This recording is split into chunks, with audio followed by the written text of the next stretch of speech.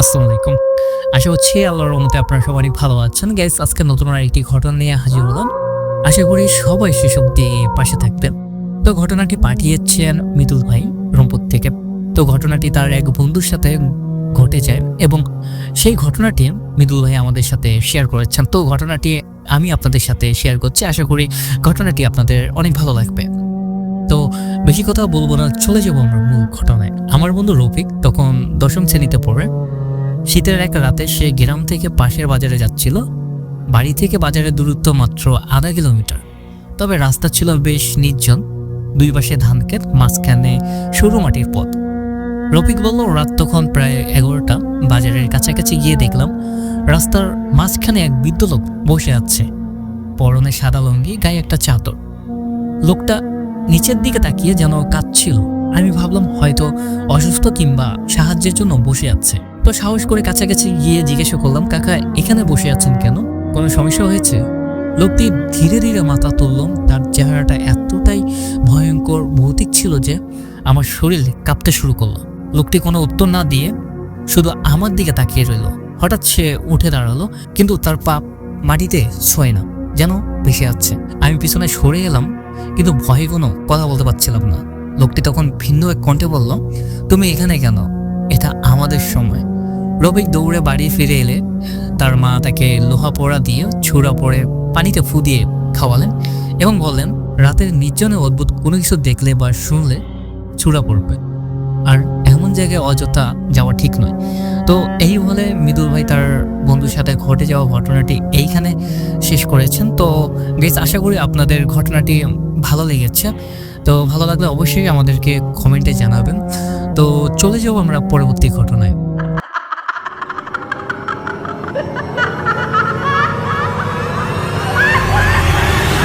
Hello everyone, আসসালামু আলাইকুম। আশা করছি আল্লাহর মতে আপনারা সবাই অনেক ভালো আছেন। নতুন আরেকটি ঘটনা নিয়ে হাজির হলাম। আশা করি এই ঘটনাটি আপনাদের অনেক ভালো লাগবে। তো বেশি কথা বাড়াবো না, চলে যাবো আমরা মূল ঘটনায়। আজকের ঘটনাটি পাঠিয়েছেন রাশিদুল ভাই বগুড়া থেকে। ঘটনাটি আশা করি আপনাদের অনেক ভালো লাগবে। তো ঘটনায় যাওয়া যাক। কয়েক মাস আগের ঘটনা। আমার এলাকার এক বড় ভাই, নাম তার রিয়াজ, গ্রামের নির্জন ধান ক্ষেতের পাশে সেচ দেওয়ার ঘর বানালো। জায়গাটা ছিল বেশ নির্জন। পিছনে বাজার, সামনে একটি ফসলের মাঠ। মেশিন ঘর তৈরি হওয়ার পর প্রথম রাতে রিয়াজ সেখানে থাকার সিদ্ধান্ত নিল, কেননা রাতে জমিতে সেচ দিতে হবে। রাতের খাবার শেষে রিয়াজ একাই সেখানে গেল। চারপাশ শুনশান নীরবতা। জানলার বাইরে থেকে ভেসে আসছিল ঝিঝিরি পোকাদের ডাক। ঘরের মধ্যে একটা ছোট লাইট জ্বলছিল। রাত তখন প্রায় 2টা। রিয়াজের ঘুম হঠাৎই ভেঙে গেল। সে স্পষ্ট শুনতে পেল কেউ যেন খুব ধীরে পায়ে তার ঘরের চারপাশে হাঁটছে। প্রথমে ভাবলো হয়তো কুকুর হবে, কিন্তু যখন জানলার ঠিক পাশে একটা শব্দ থেমে গেল, তখন মনে হলো বিষয়টা একটু অন্যরকম। রিয়াজ সাহস করে জানলার দিকে তাকালো। অন্ধকারে স্পষ্ট কিছু দেখা যাচ্ছিল না, কিন্তু হঠাৎ জানলার কাপড়ে একটা সাদা হাতের ছাপ পড়ছিল। তো সেটা ছিল অসম্ভব বড় একটা হাত। রিয়াজ চমকে উঠে পিছনে সরে গেলেন। তারপর সে হাতের সাথে মুখও দেখা গেল। মুখটা অস্বাভাবিক লম্বা আর চোখগুলো জলজল করছিল। রিয়াজ তখন ভয়ে আরেকটু হলে চিৎকার করত, কিন্তু হঠাৎই সে মুখটা মিলিয়ে গেল। রিয়াজের একা থাকা সাহস আর হলো না, তাই সে বড় ভাই কামালের সঙ্গে পরের রাতের জন্য সেখানে থাকতে বলল আর কি। তো কামাল ছিল একটু সাহসী প্রকৃতির, তাই সে রাজি হয়ে গেল। রাতে দুজন একসঙ্গে ঘুমানোর জন্য ঘরে ঢুকলো। রাত তখন প্রায় 2:30। হঠাৎ রিয়াজের ঘুম ভেঙে গেল। পাশের কামালকে দেখলো সে গভীর ঘুমে। ঘরের ভিতরে অদ্ভুত একটা গন্ধ ছড়িয়ে পড়ছিল। হঠাৎ একটা পুরা ছায়ার মতো গন্ধ। ভাবলাম মেশিনের কিছু হলো নাকি আবার। গন্ধের উৎস খুঁজতে গিয়ে রিয়াজ জানলার দিকে তাকাতেই দেখলো জানলার পাশে একটা কালো ছায়া দাঁড়িয়ে আছে। তবে এবার আর সেটা নিস্তব্ধে দাঁড়িয়ে ছিল না। জানলার বাইরে থেকে এক অদ্ভুত গলায় কোনো ভাষায় ফিসফিস করে কিছু বলছিল। কামালকে জাগাতে গিয়ে রিয়াজ খেয়াল করলো কামালের শরীর অস্বাভাবিক ঠান্ডা হয়ে গেছে। তখন মনে হলো এই পরিস্থিতি যেন স্বাভাবিক নয়। রিয়াজের হঠাৎই মনে পড়লো ছোটবেলায় দাদার মুখে শুনেছিল জিনদের বাসস্থান জায়গাগুলো নির্জন এবং বাজার বা পানির কাছাকাছি হয়।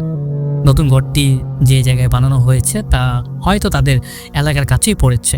তাড়াতাড়ি সাহস করে রিয়াজ সূরা ফালাক এবং নাচ পড়তে শুরু করলেন। পড়া শেষ করার পরেই জানলার পাশে সে কালো ছায়াটি হঠাৎ মিলিয়ে গেল। সঙ্গে ঘরের ভিতরে গন্ধটাও আর টের পাওয়া গেল না। কামাল ধীরে ধীরে জেগে উঠল, কিন্তু তার মনে কোনো কিছুই ছিল না।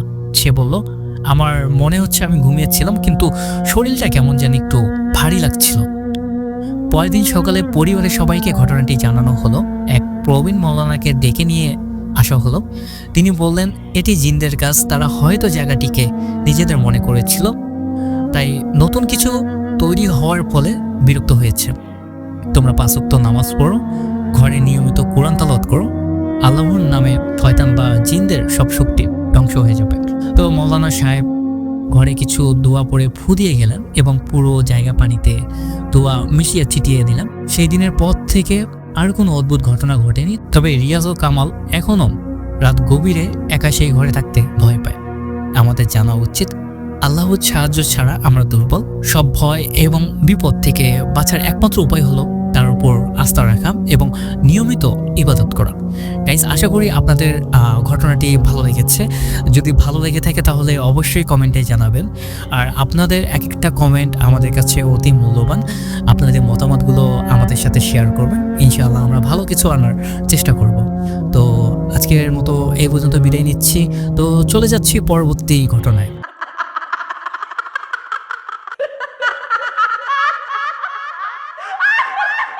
হ্যালো এভরিওয়ান, আসসালামু আলাইকুম।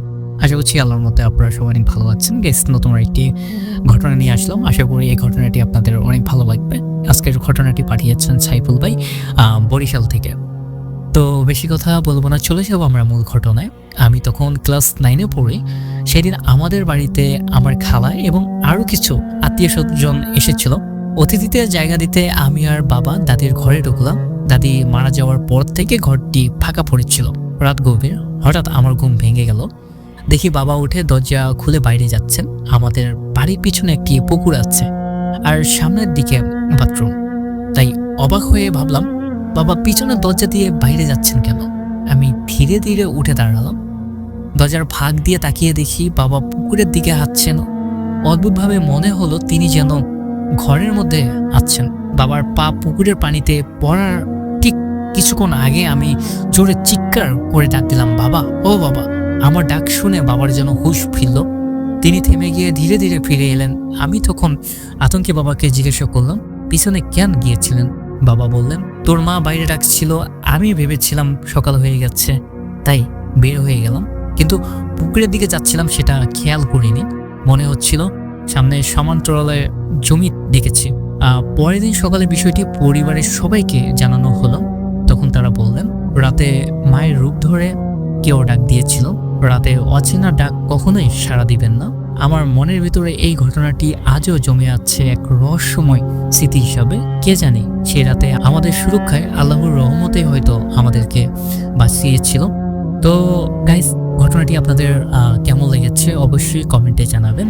ঘটনাটি অনেক ছোট, কিন্তু ঘটনাটি খুবই একটু ইন্টারেস্টিং ছিল। তো আশা করি আপনাদের ভালো লেগেছে।